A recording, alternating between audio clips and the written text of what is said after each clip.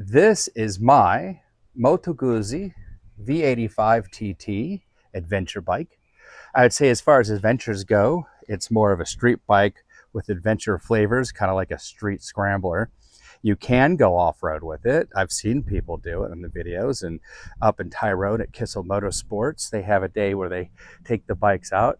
I consider it much more of an Escalade. Can it do something? Sure. Should I do it? This bike is way too pretty for me to go worry about it getting scratched up and dented. That is why I have my DR650. That's the bike I don't mind dropping. But this bike, I traded my Triumph T120 for this. This is a 2020 version with only 200 something miles on it when I got it. I've had it for the past year, and I will say I am glad I made the trade. This is a 853cc transverse V, 90 degrees, air-cooled engine with 80 horsepower. I'm not quite sure it is 80 horsepower, but we could talk about that. And it is smooth as can be. When you turn it on, you start hearing the air-cooled engine. It seems old school and everything else, but once you start riding, man, it is smooth, smooth, smooth. It's so comfortable. It has dual disc brakes up at the front, Brembo calipers, and I will say that it is easy to maintenance.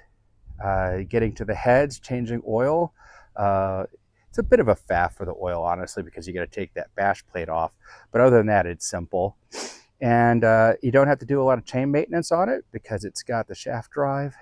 And that seat is incredibly comfortable. The bike seems a little high. I only have a 30 inseam, even though I'm 5'11". But you take the little bungs out and it lowers down about an inch. And I can certainly put feet down without getting my bum off the seat. And when I ride it, it is comfortable. So what are some of the cool highlights about this bike other than what I've said? These handlebars, they are super wide. Do I know how wide they are? No, I do not. I didn't bother to go and research that. But they are wider than almost any other handlebars I've ever ridden on. And that means that when I'm standing up on the bike, I have a real commanding position on it. And even when I'm riding normally, real commanding position. The cruise control, which comes standard, is here. Let's see if I can get that. Is here. And it takes a little while. You got to really press it until it comes on, and then you press it once and it goes. And it's decent, but sometimes when you're riding, when you're not seeing it, you will press the cancellation for the turn signals. That's a minor detail. It's a little annoying. When you want to change your riding modes, you actually change from the start button. You start the bike, and then as it's running, you press that button again, and that'll change its riding modes. There's a rain, road, and off-road. Of course, off-road, it takes off the ABS. The downside, or con, is the placement of this key. If you see how close it is to the handlebars and stuff, so sometimes it is sort of a pain to get in and out. Also, when you're changing, when you're adding gas, because the gas is there and you open it up, this handlebar gets in the way. So you always have to make sure you're filling up gas on the right-hand side. And I'm just not used to doing that. As far as the sound goes, it is awesome. Let's see, give me a second to turn this on.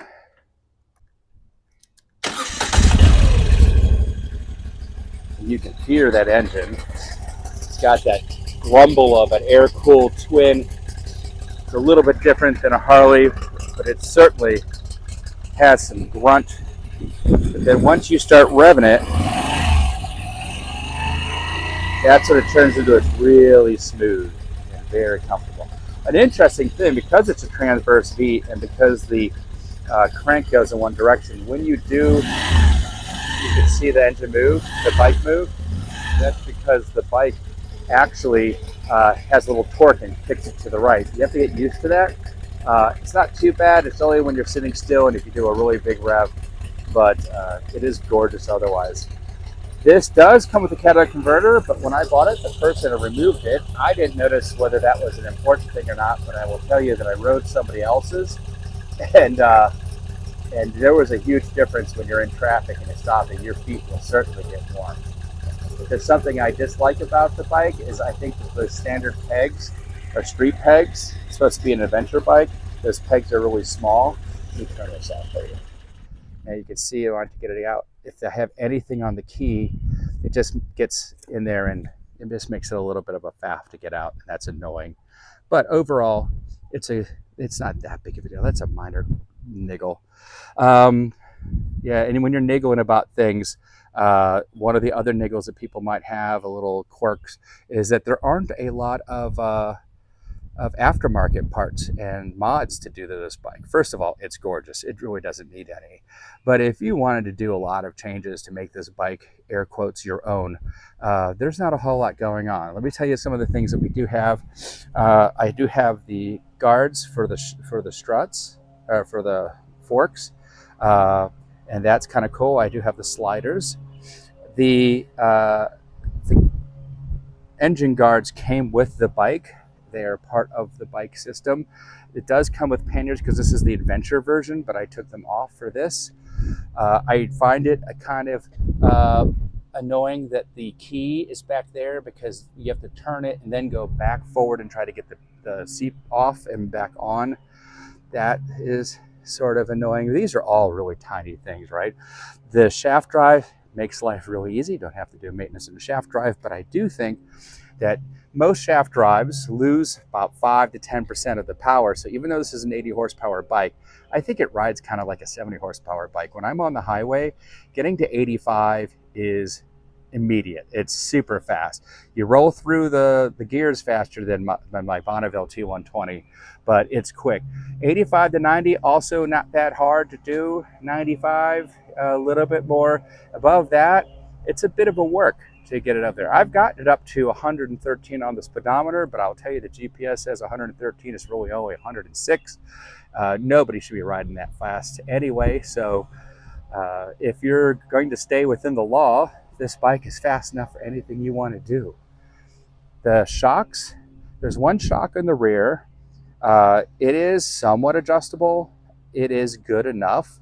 I think that some people who are really off-roaders, they might find this uncomfortable, but if you're riding mostly on the road and then dirt roads, that's plenty of fine. And speaking of plenty of fine, there is adjustment to the front forks. Overall, this is a beautiful, beautiful bike.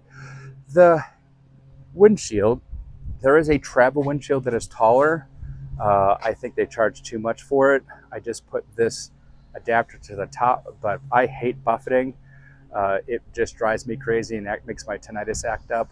So if you want to make a mod, you could end up getting the bigger windshield for it. A stupid thing that this bike has is, and I'm not going to turn, I put the key in my pocket, but you'll see that there's this sort of like Batman eagle thing that runs, and then the headlights run, and then the high beams run, and I see no reason why there's 3 different sets of lights for this. I mean, I have no idea why you wouldn't just let the running lights go, but it has that. There's 3 different types, and I also find it annoying. I see it on the Aprilia too, is that you have high beams and low beams, but then you also have your high beams and low beams here. This is your normal doing your lights. That's the eagle, and then the regular, and then the high beams. But you can do your quick little high beam, low beam there by pressing the button, or do it permanently by pushing it. I don't know why there's 5 different thousand ways to go change your lighting. How many times are you changing lighting when you're riding? It does come with a USB port, just the one. I wish they had room to be able to put more, but I mean, I guess one's better than nothing. So that's it. I've got just about 3,000 miles on this in the year that I've had it, because I bought it close to the end of the season, and I do ride the other bike. This is a 2020 V85TT Moto Guzzi. It's absolutely beautiful bike.